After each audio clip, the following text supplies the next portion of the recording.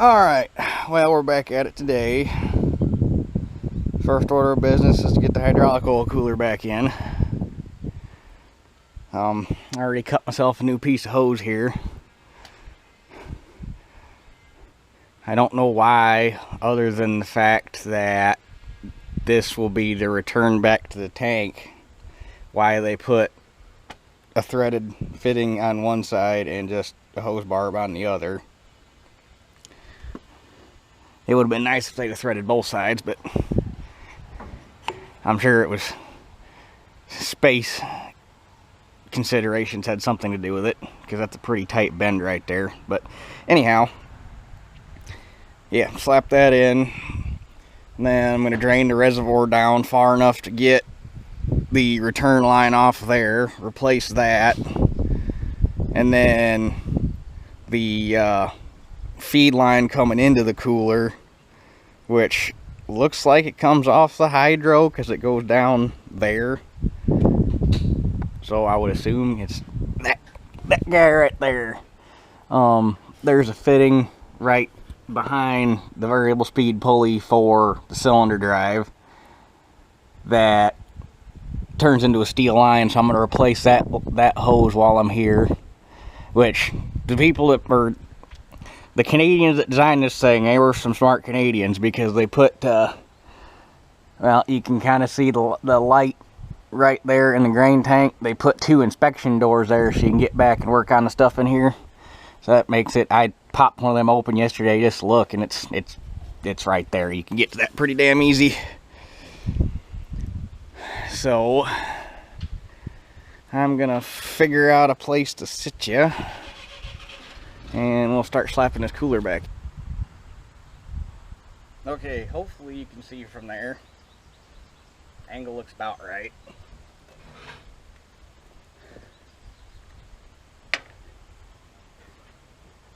I really need to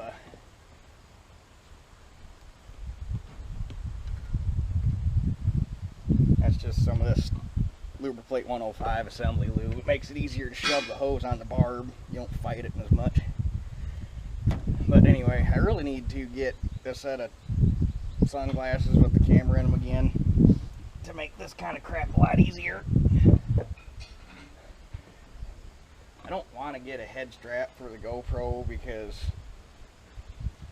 I don't like having shit strapped to my head. It just feels awkward. And you feel like an idiot because you're walking around with everybody looking at you with a camera strapped to your head.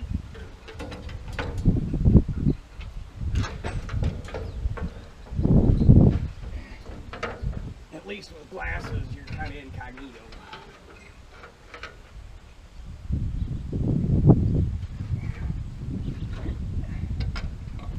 Oh, get up there.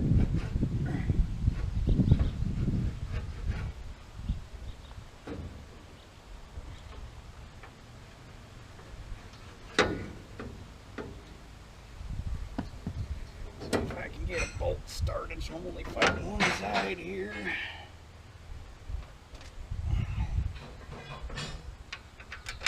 Oh yeah, there we go.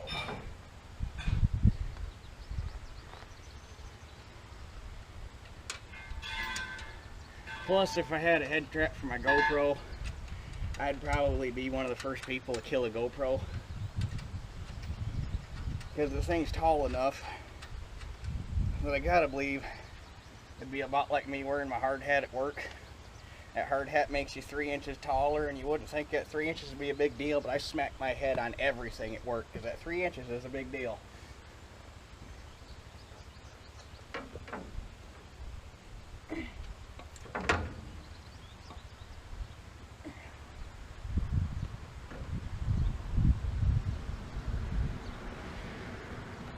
There we go.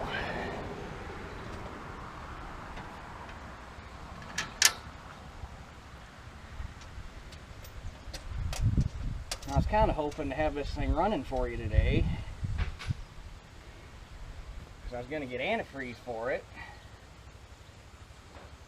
and I didn't want to drive clear into town to get it, so I was going to stop at our gas station in town here, because normally they got 4 or 5 gallon on the shelf.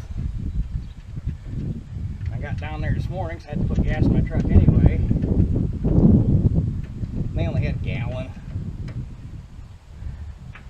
And I was already over here. We kind of cockeyed there. I was already over here, so I didn't want to turn all the way around and drive clear back to town, because that's another 20 minutes plus the time it takes to get the stuff and turn around. I wasted an hour and a half. And I really wanted to come over here and start getting stuff done on it, so probably won't be done till, or probably won't be actually running till tomorrow. Which, if I wasn't working third shift right now, it wouldn't be that big of a deal. But, and don't get me wrong, I like watching working third shift. It's quiet, like if you don't have any management, so you can just show up, do your job, and leave. It's great. But it kind of screws your Sundays up, because the very first time I worked third shift,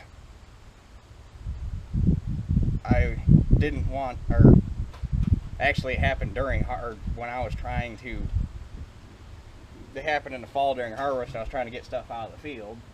So I would stay awake for a full 24 hours. I'd wake up like 6:30, 7 o'clock Sunday morning, run all day, come home, get dinner, go to work. I found out that's a good way to kill yourself, because at the end of that season I ended up so sick it wasn't even funny, because you just wear yourself out. So I figured out that after that first time of doing that it just ain't worth it, because you're better off to lose a couple hours of sleep every Sunday, or lose a couple hours to sleep every Sunday, rather than lose a few days at the end, because you wear yourself out, your immune system gets worn down, and then you end up sick. So now I wake up about 7:30 on Sunday, screw around most of the day, try to go home about 3:30, 4 o'clock, sleep for a couple hours, take dinner, go to work.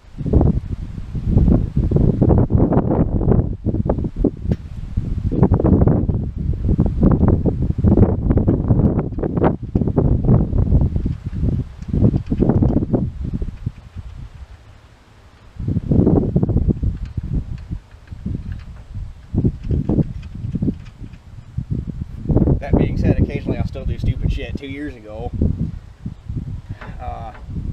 it was a real bad year for getting beans out, because it just kept staying so wet, and we had a dry week, and I got up Thursday afternoon at 2 o'clock.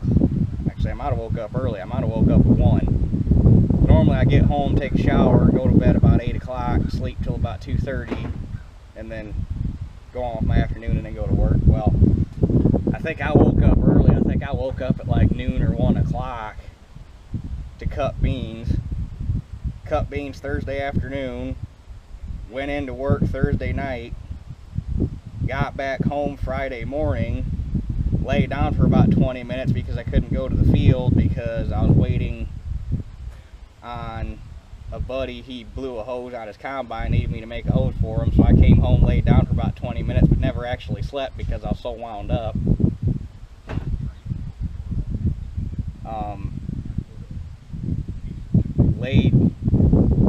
Got that hose made. We didn't get to do that night, so the beans were ready to cut that morning. So I cut beans Friday during the day, and after you're awake for, you hit like hour 25, I don't know if it happens to everybody else, but something really weird happened on my body, and I caught a second wind, and I wasn't tired at all. So I never went to bed after I got done cutting beans, and we went out to dinner, and I'd ended up not going to bed till 10:30 the next night. So far my record for staying awake, I think that makes it 36 hours.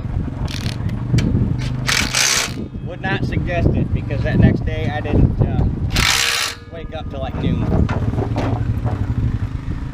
Alright, that's in, everything's tight. So now I need to find me a clean 5-gallon bucket, and probably drain about 2 gallons out of there to get it down below that line. Because there's my drain plug right there. So unfortunately the bat rasters put the damn thing flush with the bottom of the tank and then put this cutout in this angle iron, so the only way you can get on is with a freaking socket. So yeah, hopefully a bucket will balance on the tire. Well, she's all back together technically. All the lines are hooked up, AC condenser's back in, radiator's all hooked up. I got that hose changed. Got the hood to where it fits right now. So next project's going to be the rotary screen. That's got to have some work done to it before I can put it back on. The bearings in it are locked up. I was hoping the bearings out of the rotary screen that were on this were good, but they're not. They were bad when I got it apart. So I'm going to have to order new bearings. Need to pull the back plate off. There's a plate back here on the back that covers up the drive mechanism and tensioner. Need to get that off and get all that cleaned out and get it freed up, because right now that arm's kind of stuck. And these springs are kind of weak for the latches. I took the ones off of my rotary screen that was on it. Probably going to put mine on here because the springs were good and the latches were in better shape. And I got to replace the screen seal. Well, I don't got to replace it. Well, yes, I have to replace it. I don't need to get a new one because I got the one off of the rotary screen that was on the combine. It's brand new and somehow did not get torn in all that carnage, so I got that off. To put on this one, all I gotta do is order these little plastic push pins that hold it on, because I tried getting them out in one piece on that other rotary screen and I screwed the first one up, so I just had to screw it and cut all the heads off. So I knew I had to order parts anyhow, so I'm going to get bearings, those pins, a new belt, and need to do, where's it at? Right there. Need to do a little fixing on the screen right here. But other than that, shouldn't be too big of a deal. Just a matter of getting the parts here, and then that can go back on. It's all tedious work, because this lower front shield was all wadded up right here and it was all pushed back to here, so I got that straightened out and got up here to put it in, and this panel was in too far and had the holes that these bolts go into, had the holes right about here. So we thought we had everything fitting good, had to start all over again, had to take the radiator loose. Luckily I didn't have to take it out, but I had to take every bolt to hold the radiator on loose, and so that we weren't pulling on it anyway, or in any way, shape, or form. We had to get a porta power out and a ratchet strap and do some more jacking and bending on this frame to make everything fit right. And it's a good thing we did, because now the cooler frame fits better and the hood fits better, and this thing fits almost like it should. There's a hump right there in the deck in the center that makes it fit funny. And part of it was because I don't know if it's been this way since it was new or if it was happened when this thing went over, but this corner of the deck was bent down. So I tried picking up on it, or had to take this little side cover off, tried picking up on it with a forklift, and all I was doing was picking the combine up.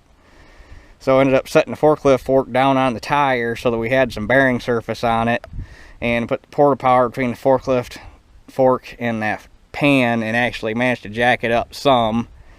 Unfortunately, there's too much shit in the way to be able to overbend it and get it right, but if you sight down it, you can't. It's pretty damn close. I mean, it was pretty obvious before, now you really got to look to tell. So we got that straightened out. Yeah, I feel like an auctioneer. I'm talking kind of quick, but and those hoses don't rub when they're actually in the combine. They just rub when you open the door, which when I took it apart, they were like that too, so I'm thinking that's just the way they are. Got the wire redone for the low coolant level switch, so that's all fixed. So yeah, basically all I got left to do as far as the engine compartment is get that fixed and put on it. And like I say, everybody's excited to have this thing ready for this fall. It's not going to be ready for this fall because everything you touch on it leads to having to touch something else. And normally, we're having to do things 2 and 3 times. Like, we thought we had, like for instance, we thought we had everything fitting right, which we had the radiator loose twice yesterday trying to get everything to fit right. Then we had to do it again today. Everything you touch on this affects something else because everything on this side of the machine is so fucked up that, I mean, we haven't even got into the tank yet, and the tank is a shit show. So that's why I don't plan on this thing being ready for this fall, because even once I get this thing going, I still got to modify the head to get the new style latches so that I can even run the head on here. So getting this thing running and moving is my goal, and we're going to start working on the tank maybe, but it's not going to go this fall. So, because now that we're starting to get some stuff straightened out and we're starting to see where body lines are supposed to be and everything, we were looking, the damn grain tank's so bent that it's pushing on the engine compartment. So just because we got everything to where it's fitting right now, we start working on the tank again, might have to come back up here and redo a bunch of shit up here once we get the pressure off of the hood and everything up here, because like I say, this whole frame's being pushed on by the grain tank. So one thing leads to another, and you're probably gonna end up doing things 3 and 4 times to get it right. But we will eventually get it right. So anyway, it's getting to be about that time, and I still got to go in and look up some part numbers to get stuff ordered for that. And I don't know if I'm gonna get this video up today or not, because it's getting kind of late. So we'll see what happens. But anyway, that's it for this one. We'll catch you all on the next one.